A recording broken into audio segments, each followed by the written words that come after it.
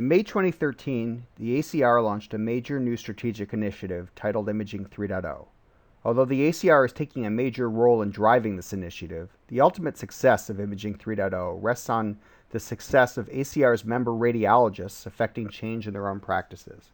With that in mind, the ACR has created this presentation as a tool for you to introduce Imaging 3.0 to your external stakeholders, including referring physicians, healthcare executives, chief information officers, chief medical officers, chief medical information officers, and payers. While this presentation can be delivered to other radiologists, this is not the goal of the presentation. The conversation about Imaging 3.0 with a group of radiologists is very different than the conversation with external stakeholders in radiology. So with that said, the goals of this presentation are to convey a high-level overview of Imaging 3.0, its components and its benefits to your external stakeholders, and to help you start an ongoing conversation about Imaging 3.0 with your external stakeholders.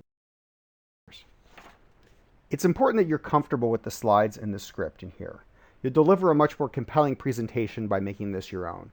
Please don't feel compelled to deliver this presentation slide for slide or word for word. You should also adapt this talk to refer to your local context. We encourage you to draw parallels to and cite examples from your local healthcare ecosystem. One logistical note, we recommend that you print off color copies of slide 43, titled Imaging 3.0 Beyond Imaging Interpretation. This is really designed to be a takeaway for your audience. And another quick logistical note, we're providing 3 different things to you to help you deliver this presentation. The first are the PowerPoint slides that come with this presentation. The second is a Word document that contains a complete script for this. You can also find this script in the notes section of each slide in PowerPoint, but the easiest way to get it is to probably print off the Word document. And finally, this video, which includes a complete delivery of this presentation using the slides and the script to give you a feel for the presentation. Also, to prepare yourself to give this presentation, we recommend you spend some time perusing the various materials on the ACR's Imaging 3.0 website, which includes JACR and ACR bulletin articles, case studies, white papers, and past presentations, and we've given the link here. When giving this presentation, you should expect to receive varying degrees of skepticism from some people in the audience. You may also find that some audience members are passionate about the subject and share that passion in both constructive and in unconstructive ways. We recommend taking the following approach with this presentation. Be enthusiastic and passionate about Imaging 3.0. Connect with your audience and earn credibility by being candid. You can share your perceptions of the past shortcomings of radiology or the healthcare system we help create. Similarly, acknowledge that we have faced major challenges in implementing Imaging 3.0. If you find that any members of the audience are very vocal with their beefs about radiology or Imaging 3.0, you can acknowledge the point they're making, state your perspective on the topic, and then move on. It also might help to have somebody with credibility in the audience who's on standby to help move on from a dialogue that's getting stuck and is no longer productive. So this is the first slide of the presentation. You can put your name and contact information in here. And so now we'll start the presentation. Hello, my name is. Thank you for inviting me here today to share with you a little bit about a new radiology initiative called Imaging 3.0. My goals for today are to first give you an overview of Imaging 3.0, and to second, help you think about how these ideas do or do not have relevance and value for you and your organizations. Imaging 3.0 is a very collaborative transformation, so I'd also like us to have a good open discussion about these ideas. At this point, a note to the presenter, you can either take questions throughout the discussion or ask people to hold the questions to the end. This is intended to be a 60-minute presentation, including the presentation and the discussion. I'd like to start by giving you a little bit of background about who I am.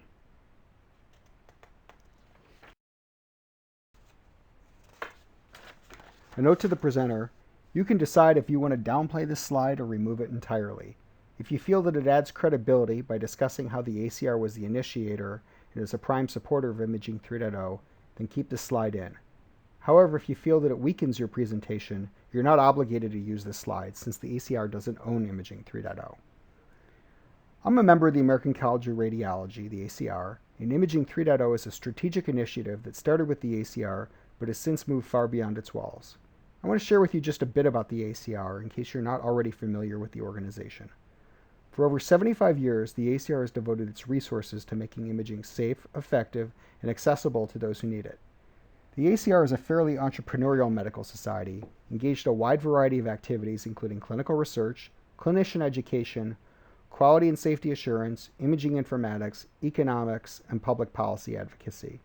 There's over 36,000 members of the ACR, including radiologists, radiation oncologists, medical physicists, interventional radiologists, nuclear medicine physicians, and allied health professionals. In full disclosure, I've customized this PowerPoint based on a presentation that is freely distributed by the ACR for this exact purpose. My other disclosures today are, or I have no disclosures to make today.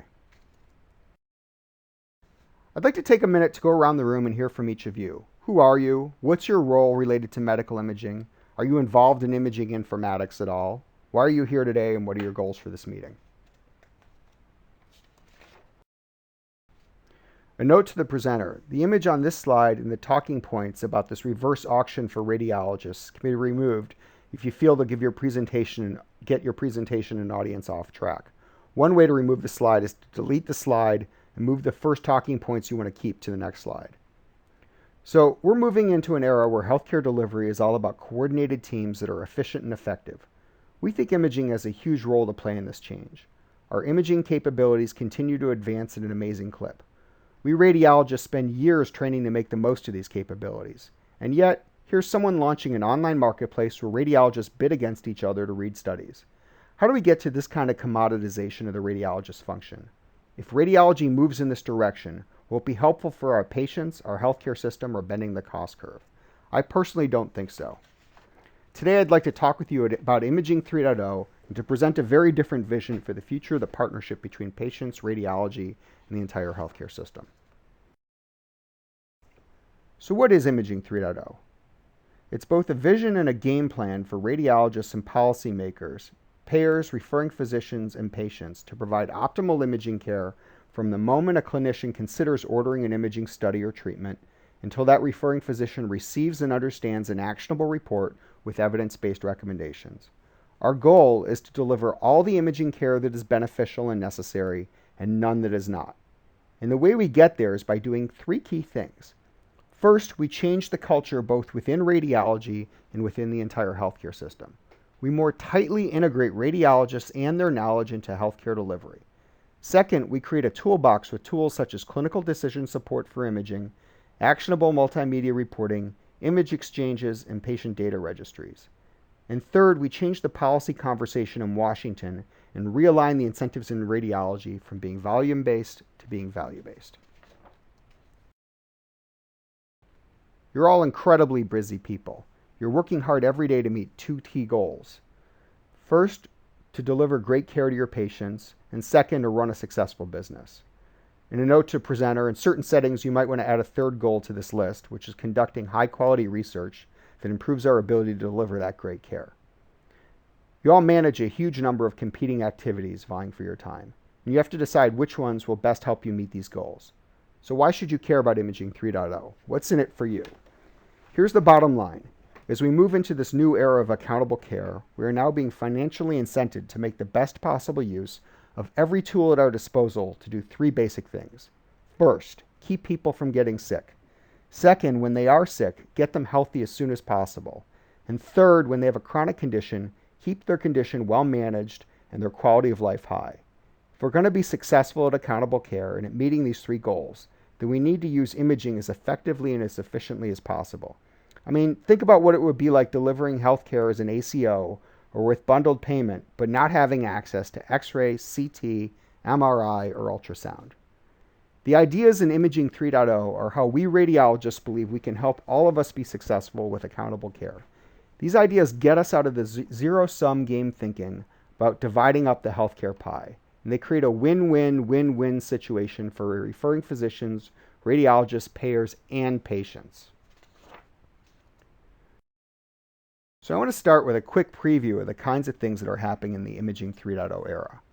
The most exciting part of Imaging 3.0 is arguably the IT tools that enable it. These tools integrate radiologists more tightly into the care delivery process. They support closer collaboration between the radiologist, the referring physician, and the patient. For example, the ordering of images can be guided in real time by the latest in medical and clinical effectiveness research, the patient's radiation dose history, and the patient's prior health and imaging records. And the radiologist's summary of these analyses are more actionable because they highlight critical results, they're rounded out with annotated images, and it's easy to set up a consult to discuss the findings in more detail. And here's the bonus for the Imaging 3.0 tools. We create a virtuous closed loop because these tools generate data that support continuous quality improvement for healthcare delivery, and they also generate data that will accelerate the research that creates the next generation of medical evidence. But before we drill down into how Imaging 3.0 actually works, I want to take a step back and talk about how we arrived at Imaging 3.0.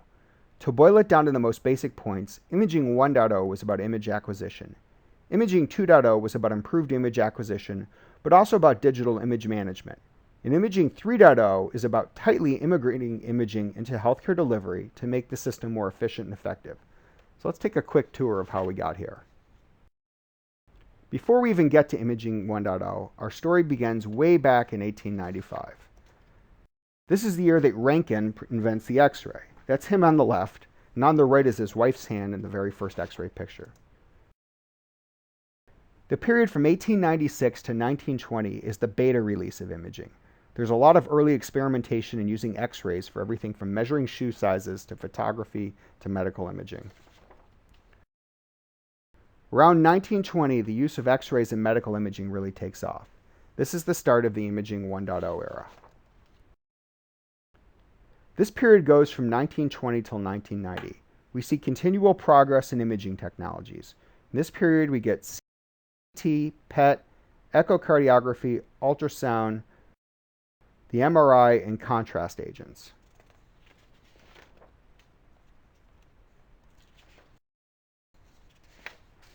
This is also the period when the field of radiology develops into a medical specialty in its own right, and then subspecialties start to pop up. One other very important thing happens in this period. The reading room is born. X-rays were taken, and the radiologist read them in a room with special equipment and lighting. And when the referring physician wanted to see the results, I'm sorry, it was almost always a he back then, would come down to the reading room. And then the referring physician and the radiologist would look at the film on the wall together and talk about it. So I want to take a second and emphasize this point, because we're going to come back to it later. The ordering physician and the radiologist would collaborate face to face, and they would each bring important knowledge to the conversation. The ordering physician would bring his knowledge of the patient and the medical issue under discussion, and the radiologist would bring a deep knowledge of the science of medical imaging. How many people in this room remember that kind of interaction in the reading room? I'm seeing a few smiles and heads nodding around the room. Around 1990, we transitioned from Imaging 1.0 to Imaging 2.0. In this period, imaging technologies keep improving. Also, imaging goes digital, and we start storing images in packs. And because of packs, radiology interpretation starts being performed remotely. Demand for these technologies and radiologists to interpret them soars to new levels. So there's some big winners in the Imaging 2.0 era. The biggest winners are patients and their clinicians who get better diagnostic tools. We intuitively know that imaging is very clinically effective in terms of the ROI on averting future healthcare costs and improving outcomes. There's one study that was published in 2006 that made the case that for every $385 we spend on inpatient imaging, it cuts down on a day of inpatient stay, which correlates to about $3,000 on savings. So that's about an 8-to-1 return on investment. Unfortunately, for a number of reasons related to the complexities of healthcare and imaging economics, measuring the cost effectiveness of imaging is an extremely difficult thing to get numbers for retrospectively, and controlled trials have proven to be very difficult and expensive to mount. But it's pretty clear that we're way better off with imaging than without it. Just think about the impact that imaging has had on the early detection and management of colon cancer, lung cancer, and breast cancer, just to name 3 disease conditions. Or think about all the types of exploratory surgery that have been replaced by imaging. Also, with the introduction of PACS and digital work lists, radiologists' productivity goes way up. And it's no secret that because of fee-for-service, the early part of this period is financially lucrative for radiologists. But there's also some downsides to the Imaging 2.0 era. We enter an era where some level of inappropriate imaging occurs due to a number of factors. Lack of good decision support tools, difficulty sharing images, defensive medicine, and financial incentives. Healthcare spending goes way up, and imaging plays a role in this until about 2006. I do want to point out that starting around 2006, the growth in Medicare spending on imaging slows tremendously, to the point where imaging now is actually near the bottom of all service categories, contributing to the growth in Medicare spending. We also start paying more attention to the unintended consequences of radiation dose exposure in this period. And there's one other important loss in this period that's often overlooked. When the image goes digital, the radiologist's work list in their PACS becomes their main interface. It's a powerful interface, but it's not particularly collaborative or patient-centric. And the face-to-face collaboration with the referring physician in the reading room largely goes away. A note to the presenter, you can substitute the word value for the word ROI on this slide if you want. The Imaging 2.0 era overlaps with much bigger changes to the U.S. healthcare system. We've all heard this discussion before, so I'm just going to quickly rattle off a few of the relevant changes. Between 1960 and 2012, healthcare grows from about 5% of our GDP to almost 18%. We're rapidly aging as a country. This means we'll have a lot more people who need more healthcare. In addition, the ratio of workers to retirees is getting lower, meaning there'll be fewer people earning dollars to pay for all this healthcare. The U.S. deficit is huge and growing, so no one's expecting to find a lot of money just laying around to pay for all this healthcare. And as a country, we're trying to find solutions to the issues of healthcare affordability and access. Given all these fiscal constraints, we're looking more and more at the ROI we get from every part of the healthcare system, including imaging. So all this brings us to today, to the early days of Imaging 3.0. Dr. Donald Berwick, the former CMS administrator, talks about our nation's three aims for healthcare: better population health, better care for individuals, and lower cost through improvements. What all this really comes down to is doing better with less. What we're going to cover now is how radiologists are proposing to do our part, and hopefully then some, to achieve these goals. What we can do is way more than just better utilization management through appropriate imaging. Ultimately, we're trying to achieve the tremendous potential of imaging care over our patients' lifetimes. Radiologists need to play a huge role in implementing this change, and Imaging 3.0 is how we're doing it. It's about offering far more than just image interpretation. We're offering knowledge, tools, and strategies to make healthcare reform successful by better integrating radiologists and their knowledge into care delivery. We don't have the luxury of sitting back and waiting to see how things sort out. We know this is a huge undertaking, but frankly, we don't see an alternative. The coming years are going to put a definitive stamp on the U.S. healthcare system, and the time to make an impact is now. So there's a number of changes we'll see in the Imaging 3.0 era. We'll move from a volume-based model to a value-based one. We'll have a return to consultative relationships. We'll move from a radiologist-centric model to a patient-centric one. We'll move our focus from image interpretation to patient outcomes. And when we do all this, we radiologists will change from being somewhat invisible to being accountable members of the healthcare delivery team. Obviously, this is a pretty tall order, so we've been developing a transition model that breaks down what needs to occur into three key areas: changing the culture of radiologists and the rest of the system in terms of how they interact with us, adopting new IT tools, and the alignment of incentives to support these changes.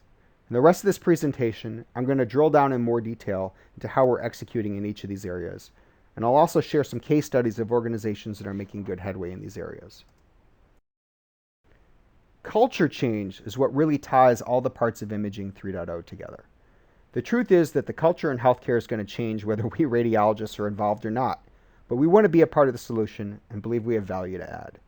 Specifically, Imaging 3.0 empowers radiologists to take ownership for all aspects of imaging care, to provide better, not more care, by delivering all imaging care that's necessary, safe and beneficial, and no imaging care that's not. For example, the ACR is encouraging radiologists to take more leadership roles at hospitals in the community, and it's providing leadership training to help prepare them to step into these roles. Back in 1995, one of the very first episodes of the TV show ER had a storyline that reminds me of this conversation about culture change. In this plot line, an MIT Business School professor recruits the ER staff to join his new initiative. He wants to create a collaborative healthcare delivery environment where teams of clinicians work together for the benefit of the patient. Sound familiar? In many ways, this storyline does a good job of describing the culture change we want to bring about. And note to presenter, if you're curious, the first ER clip that we're referencing here is on YouTube, and we give the link for it. Our first case study for culture change is the Radiology Associates of Canton, or RAC. RAC is a private practice in Ohio that's contracted with Altman Hospital since 1971, when the practice was founded. They recently entered into a co-management relationship with the hospital. This means that the practice and the hospital have established a shared governance structure in which radiologists and hospital administrators make operational and strategic decisions together. This is a huge change from before, when radiologists essentially had a vendor relationship with the hospital. They've defined key performance measures that they track monthly and report them to both the radiologists and the hospital. And every month, they sit down to discuss progress and opportunities for improvement. One of the hospital's most pressing needs was to reduce turnaround time for all imaging studies, so they began a joint process of streamlining their imaging protocols. They also began meeting with clinicians and working with them to change ordering patterns so there's more appropriate utilization of inpatient studies. The executive director of Altman's imaging services at Altman Hospital describes the before, or Imaging 2.0 era this way. Our relationship was one of a vendor-customer arrangement. We were somewhat separated into independent silos. We met monthly and discussed operational issues and patient volumes, but there was no transparency and little trust between the radiologist and the administration. Dr. Saeed Zaidi, a radiology leader at RAC, describes the after, or Imaging 3.0 culture this way. Healthcare reform is leading to a value-based payment methodology, which requires a big change in the way hospitals and physicians practice medicine. And that is where co-management allows both the hospital and our radiology practice to navigate the changing landscape more effectively than ever before. When we talk about culture change in Imaging 3.0, this is the kind of relationship that we have in mind. A note to the presenter, this is a good place to discuss any culture change activities you currently have underway, or thoughts about how you could apply this to your practice setting and relationships. Our second case study for culture change comes from NYU's Langone Medical Center. They wanted to improve communication and collaboration between urologists and radiologists who have deep experience supporting the urologists. So they crafted a pilot solution that tried to blend the best elements of Imaging 1.0 and Imaging 2.0, yielding an Imaging 3.0 solution. They created a small reading room within the urology clinic that was situated right next to the area where the urologists and their nurses collaborated in clinic. They staffed this reading room with a single radiologist who was drawn from a rotating group who had completed fellowships in abdominal imaging. This radiologist was available for on-the-fly consults with the urologists and the patients. And when there was no demand for consults, the radiologist would log into the PACS system and interpret images that were in his or her work list. The initial data from this pilot were quite positive. They averaged about 1.8 consults for every 3 hours of staff time in the clinic. The urologists working with the clinic indicated that more than 90% of these consultations benefited patient care. So what were the radiologists doing that was so beneficial? The majority of the consultations were asking the radiologist to look at images brought by the patient from other sites. This appears to have brought down the amount of repeat imaging that was performed. Now, I know that this type of situation is going to be most applicable to large medical centers, but I think there's an element of this kind of embedding that could be applied to a much wider variety of practice settings. So now let's talk about IT tools. The IT tools of Imaging 2.0 made radiologists more productive, but they distanced radiologists from the delivery of care. The IT tools of Imaging 3.0 more tightly integrate radiologists into the delivery of care. For the last several decades, we've been working on imaging informatics. Imaging 3.0 is the convergence and payoff for all this hard work. There's actually a broad consensus about the elements of an ideal end state for imaging informatics. The key elements of this end state include frictionless versions of all the key steps in the imaging value chain. And frictionless is really the key word here. We're talking about appropriateness determination and patient scheduling, imaging protocol optimization, imaging modality operations, interpretation and reporting, and communication back to the referring physician and patient. In addition to care delivery, this end state covers the ongoing learning enabled by data mining and business intelligence.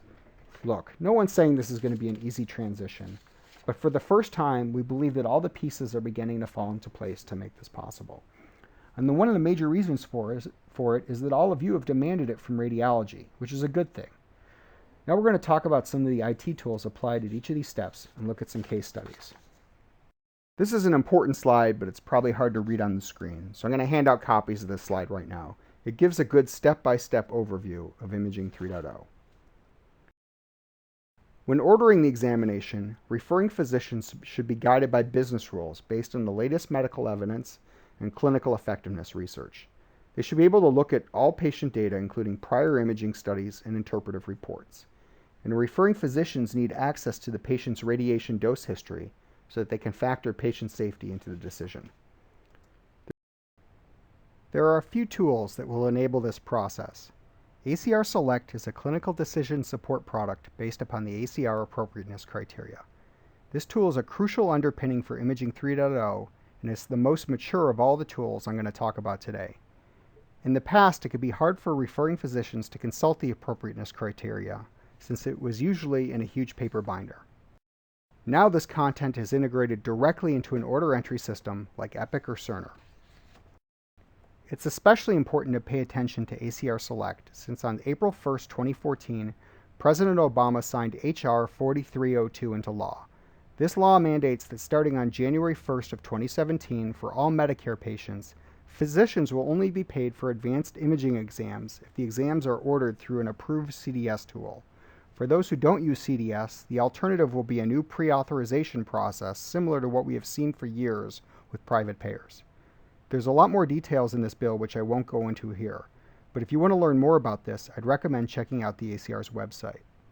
Of course, there will still be situations where the guidelines don't provide clear-cut guidance, or the referring physician has concerns about the recommended course of action.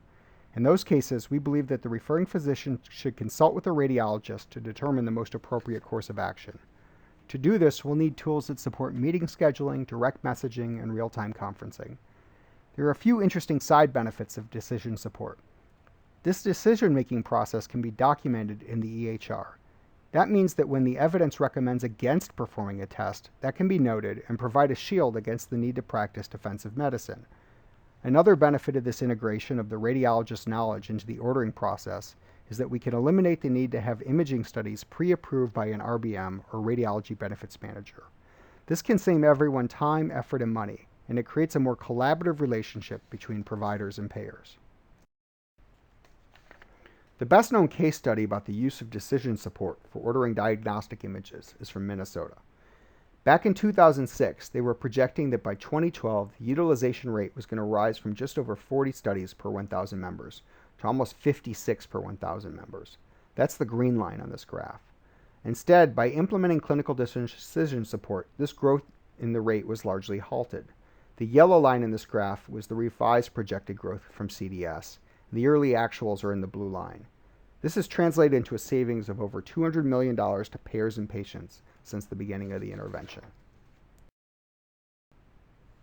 After the order, the next step in the care delivery process is scheduling the actual examination. I assume many of you have used OpenTable in the past to make a restaurant reservation. It's a great service that lets you search restaurants in an area or by type, browse menus and prices, look at photos, see the restaurant's location, and read reviews from other diners. And once you've decided where you want to go, it lets you book an online reservation for your party. In the last decade, OpenTable and its competitors have disrupted the restaurant industry. Like a lot of other people in the healthcare transformation business, we think that patients should be able to utilize an OpenTable-like interface that allows them to explore their options for the imaging examination in terms of location, times, quality, and price. Really, it's what they've come to expect elsewhere in their lives. And we think that providers need to take the lead in driving these kinds of efforts. That way, we can create recommendation tools that are defined by clinicians who have medical knowledge to help patients make the best decisions. If we don't do this, we may find these tools are ultimately developed by a couple of engineers working in a garage who don't really understand how to measure healthcare quality. The next step in the imaging value chain is when we acquire the image using a modality like CT, X-ray, MRI, or ultrasound. The truth is there's a lot of room for quality improvement in terms of standardizing the protocoling in imaging studies. Some people have started calling this Protocol Decision Support, or PDS for short. One example of this kind of content are the practice parameters and technical standards published by the ACR. What we need to move to is automating the delivery of an evidence-based imaging order and protocol directly from the CPOE to the modality. 100% automation is probably a long way off, since the configuration options vary greatly between the different manufacturers and their models. But at a minimum, we can be presenting this protocoling content directly to the radiology technologist at the time of acquisition in a user-friendly format. After the study, the acquired images are delivered electronically to the radiologist's PACS worklist for interpretation. This is the one piece of automation already in place from Imaging 2.0. Moving on, the next step in the life cycle is the interpretation of the study by the radiologist. For this step, we need decision support tools that assist the radiologist in interpreting the image and creating a highly actionable summary of that interpretation. This starts by providing the radiologist with easy access to relevant patient data from the EHR, as well as the images and reports from prior studies. It can also help the radiologist if their system integrates a library of de-identified comparison studies. These kinds of tools can even be integrated into a PACS system so that the radiologist automatically sees the images on his or her screen. Once the radiologists begin their write-up, the system should help them create a very different kind of report than the text-heavy report that we get today. The reports they create should be much more user-friendly to the referring physicians and patients. The report should have a bigger emphasis on being actionable as opposed to being summaries. If a picture is worth 1,000 words, then a well-annotated medical image is worth 10,000 words. The radiologist should be able to select the most instructive images from the study, annotate the actual images, and then embed those annotated images directly into the report. That said, the referring physician should still be able to access the full set of study images if they want more detail. In addition, there are exciting developments underway today that are designed to make reports more actionable when they're received by the referring physicians. When the radiologists generate the report in the dictation system, in addition to the report text, the software creates a structured data representation of the recommendation. Reporting system vendors and EHR vendors are currently working on implementing this interchange. Once this report lands back in the EHR, it pops up in the referring physician's work list. Since the report is structured data instead of written paragraphs, it can also be fed into a rules engine, which causes the EHR to trigger appropriate follow-ups, such as immediate action for critical incidental findings or future reminders for less critical findings. When the referring physician reviews the report, he or she is presented with the option for the specific follow-up actions. Let me give you one example related to a chest CT. After reading the report, the referring physician can order the follow-up exam recommended by the radiologist. This choice brings up the quick order dialog box you see listed here in window number 2. That lets the physician order and maybe even schedule the appropriate exam. The exam time and indication can be pre-filled. The physician can request to be alerted if the exam has not been completed by a specific date. The referring physician can also indicate the referring exam will not be ordered. The provider is given a place to document why the exam will not be ordered, and this imaging report is marked as completed. And finally, the referring physician can defer making a decision and specify a future date where he or she will be prompted again to make the decision. So what we're doing here is creating a more intelligent link between the PACS and the EHR that allows the EHR to make a more intelligent use of the data in the radiologist's report. One great case study for radiologist decision support and results delivery is Health InfoNet in Maine. This is the first statewide health information exchange that's turning on image sharing across virtually all the major providers in the state. They've completed a successful pilot and are now working towards a broader rollout. After the report is delivered, the radiologist is available for consultation to the referring physician and the patient. Consultations are reserved for cases where there are follow-up questions or where the patient needs help understanding the report's implications for treatment. This communication can be made through electronic messaging or face-to-face consult or using conferencing technologies. Since the radiologists are now being asked to be available to both referring physicians and patients, new programs are emerging that are training radiologists in the art of patient communication. For example, there's now a one-day simulation program that trains radiologists in 3 key areas of communication: sharing bad news, communicating about medical errors, and communicating about radiation risks. This picture is a promotional flyer targeted at patients of Northwest Radiology Associates, which is a private practice that serves Northwest Community Hospital in suburban Chicago. This is a program they're piloting that allows patients to meet face-to-face with a radiologist to discuss their results and help them better understand their findings. Note to presenter, this slide is an excellent place to highlight any specific programs where you and your practice already participate, such as accreditation or the Dose Index Registry. So now let's talk about business processes which are not directly part of patient care, but help improve the long-term quality of care. This includes things like imaging facility accreditation and board certifications that require radiologists in their facilities to keep up with the latest imaging knowledge and best practices. We can also use our new IT tools to help contribute new data to our clinical archives and teaching files, keeping them current and making them more robust. That in turn will make it easier to do wide-scale integration of this reference data into clinical decision support. Data registries are another big part of this story. These registries can support population health, quality improvement, and research. Starting in 2014, we're also excited to share that the ACR National Radiology Data Registry, or NERDR, is approved as a qualified registry for the CMS Physician Quality Reporting System, or PQRS. This means that by participating in these registries, your practice will also be eligible to fulfill their PQRS reporting requirements and be eligible for the related payments. One of the exciting things about this is that these registries can integrate imaging data with non-imaging data to help understand the impact of imaging within the broader healthcare delivery process. Over the longer term, these data can accelerate the creation of new medical evidence. These tools can facilitate participation in clinical trials and translational research. To give another example, all physician interactions with the ACR Select product are captured.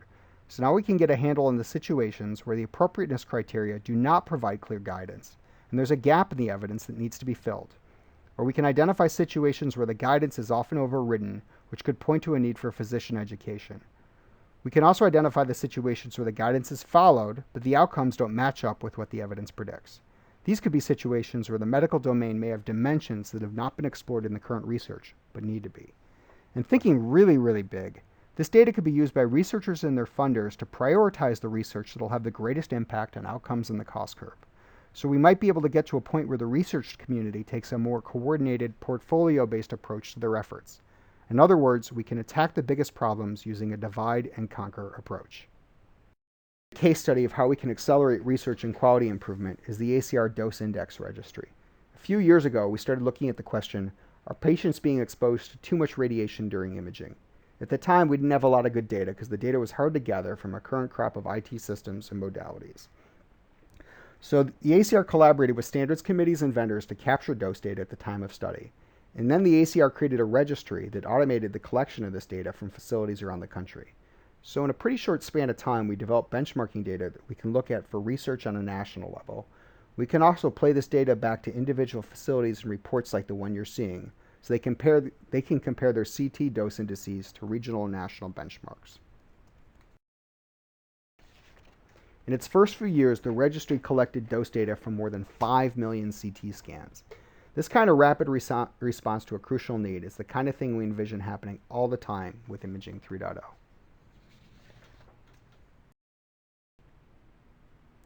This is a good case study that shows how clinical research into the use of imaging can be used to drive better population-based health. This came at the end of 2013. Without getting into all the minutiae, the U.S. Preventative Services Task Force announced that they were endorsing an annual low-dose CT screen for asymptomatic adults aged 55 to 80 who had a history of smoking and who were at a greater risk of getting lung cancer. These recommendations came as a direct result of clinical trials research that had been funded by the NIH and been conducted by a number of radiology facilities working in collaboration around the country. So far, we've covered culture change and IT tools. The final piece is how to align incentives with the 3 goals that I previously outlined: better health for the population, better care for individuals, and lower costs through improvement. The bottom line is that radiologists need to be firmly embedded into the emerging pay-for-performance-based programs that are replacing fee-for-service. I'm not a fan of Nikita Khrushchev, but the former Soviet premier once nailed it when he said, "Call it what you will, incentives are what you do to get people to work." And he was a communist. One great early example of changing incentives are the radiology practices that are early participants in PQRS, the Physician Quality Reporting Program at CMS. PQRS is the nation's largest pay-for-performance program, and it is essentially the core measures equivalent for physicians. It's intended to help practices transition from fee-for-service to the value-based model. What we're hearing from early adopters in radiology is the potential pain of doing PQRS now is far lower than the future pain of not having learned to flex these kinds of muscles when accountable care becomes the norm. Note to presenter, this is a great chance to discuss how PQRS might fit into your environment. So as we wrap this up, I want to do a quick reality check on the whole notion of Imaging 3.0 and finish up with a little levity. Going back to the ER episode, remember our MIT business professor who's trying to change the healthcare system to make it more patient-centric? Well, what I didn't tell you is there's a punchline to this plot. The MIT professor has spent the day going around the ER and getting the staff excited about his initiative and its potential to improve healthcare. And then 2 orderlies from the psych ward come down and take him back in restraints. They tell the doctors he's not actually a professor, but that he's very talented at impersonations. In fact, last week he impersonated an obstetrician and delivered a couple of babies. A note to the presenter, if you're curious, we provide a link to see this second ER clip on YouTube. So are we radiologists like the MIT business professor? Are we crazy for dreaming up Imaging 3.0 and thinking it can work? We don't think so. We've been getting interest in Imaging 3.0 from many corners. Our members, other medical societies, major imaging vendors who are realigning their business strategies around Imaging 3.0. The fact is, significant imaging care occurs prior to and following the interpretation of the exam. And in Imaging 2.0, much of the time radiologists don't own that care. But by better integrating radiologists and their knowledge into the healthcare system, we can help in the successful transformation of the healthcare system. If you're interested, the ACR has published a lot of materials about Imaging 3.0 that I can point you to. And now I'd like to hear your thoughts on all this. So let's throw it open for discussion and Q&A. A quick note to the presenter, the following visual is created by the Institute of Medicine. Feel free to use any of these slides in your presentation if you find them helpful. Thank you very much.